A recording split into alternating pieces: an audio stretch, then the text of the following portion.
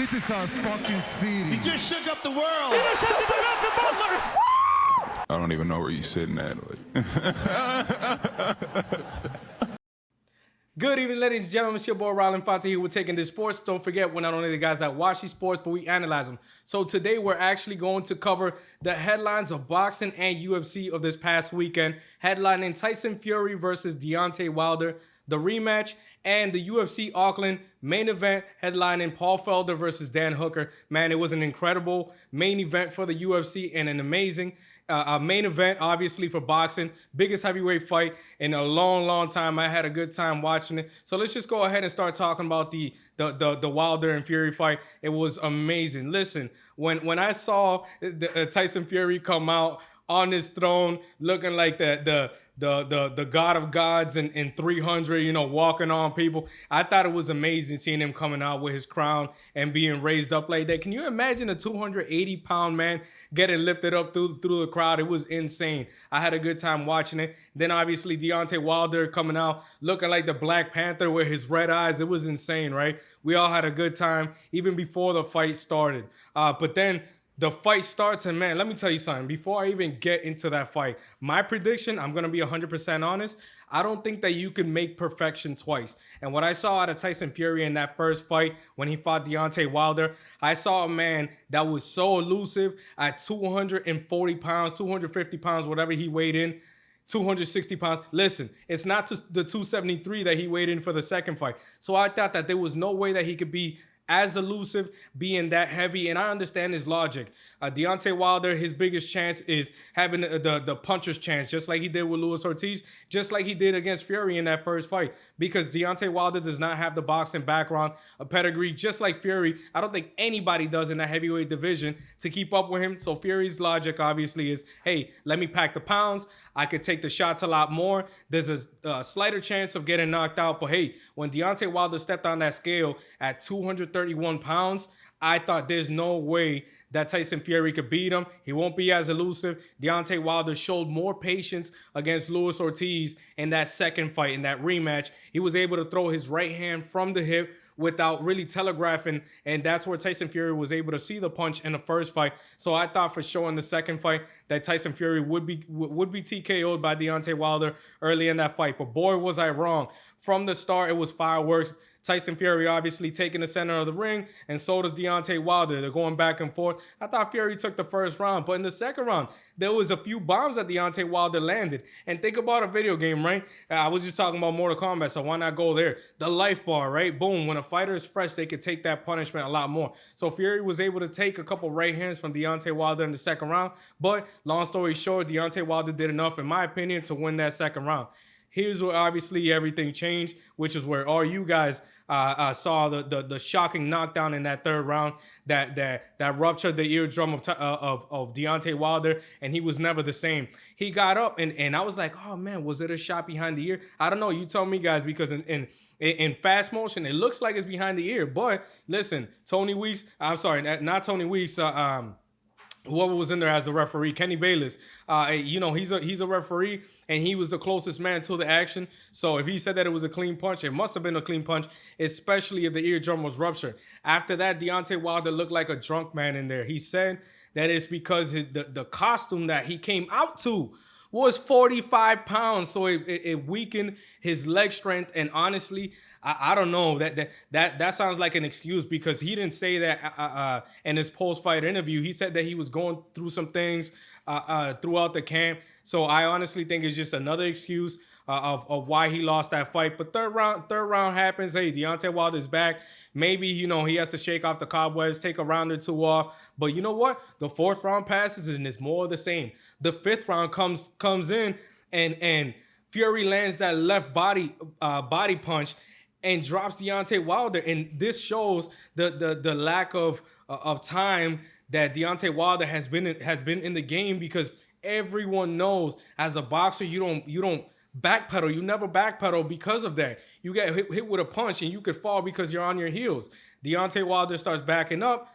starts backpedaling rather than pivoting or circling around the ring, and next thing you know, he gets dropped for the second time. Now remember, Fury was dropped twice in that first fight, so you know that must have felt good for him. I felt good for him seeing that, but again, I was shocked. I didn't think Deontay Wilder was out of this fight though. I said it. Listen, he has a puncher's chance. You can never count a man out like that. But the 6th and 7th rounds is more of the same thing. Wilder's not punching any punches. He's bleeding out of the mouth. Tyson Fury is holding him down, and he's fighting a perfect game plan. It does not matter that Kenny Bayless took a point away from Tyson Fury. Tyson Fury's smart. He's seeing that Deontay Wilder has issues with his gas tank, right? Even though he's fought 12-round fights, you know, it's not a guy that has tremendous cardio, you know? He fights at a lot of a slower pace. Tyson Fury brought a very quick pace and putting all that body weight on him. People think, hey, what's he doing? Holding him down, tying his head down and hitting him. Listen, all that weight on top of him. Imagine coming into the fight, right? He weighed in at 273. Let's say he you know, a lot of people use the hydration terminology, but they're heavyweights. They don't need to dehydrate. They don't need to lose weight. Let's say he still walked in at 275, 280. At 231, being Deontay Wilder, 50 pounds on top of you. If you're complaining about the 45 pounds of your costume walking in the ring that took you, 16 seconds to get in there and take it off? Imagine a man smothering you over 7 rounds. 3-minute rounds having 60-second breaks. It's ridiculous. Everybody saw it. I thought it was a terrible stoppage, but the next day, I thought it was the best decision for Deontay Wilder to have his corner protect him, because that's what they're there for. Congratulations to Tyson Fury for winning that fight.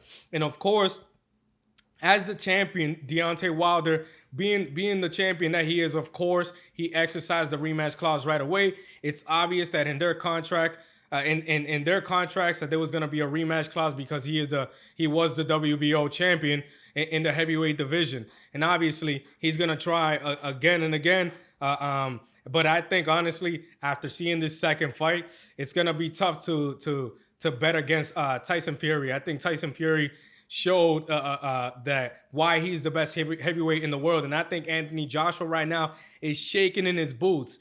Eddie Hearn, his promoter, if y'all don't know who Eddie Hearn is, he's the pretty boy promoter that's always with Anthony Joshua. He took Twitter right away and said, hey, what's the purpose of doing a third fight between Deontay Wilder? Let's get it in England. I think that's complete BS, honestly, because I think Anthony Joshua is very comfortable where he's at right now.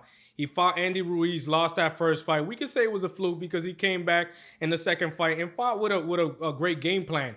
But he didn't have the balls that Tyson Fury had, right, in that second fight. Who gets dropped in a fight twice, right? Almost gets knocked out in the 12th round, and then the next fight says, you know what? I'm going to bring it to him. I don't care if he's the most dangerous puncher right now we have in boxing. One of the most dangerous, hardest punchers in boxing history. I'm going to take the fight to him, and I'm going to beat him. It wasn't in 2 rounds, but he did drop him twice and ended up getting the TKO in the 7th. Anthony Joshua is not going to stand the chance. He uses his reach a lot. Is another man with power, but, you know, his reflexes are really terrible. Tyson Fury will take it to him. But regardless, if it's Deontay Wilder or Anthony Joshua next for Tyson Fury, the sky's the limit for this champion. And I think the funnest fact out of all for Tyson Fury is that at some point he's the first heavyweight champion in history to hold each major title. That's a big thing that nobody in the history of the heavyweight division has ever done except Tyson Fury. When I found out, man, I couldn't congratulate him more, because I haven't seen a man as big and elusive and entertaining since Muhammad Ali. And that's not a stretch, guys. If you think about who the champions have been, English fighters have been very boring to watch.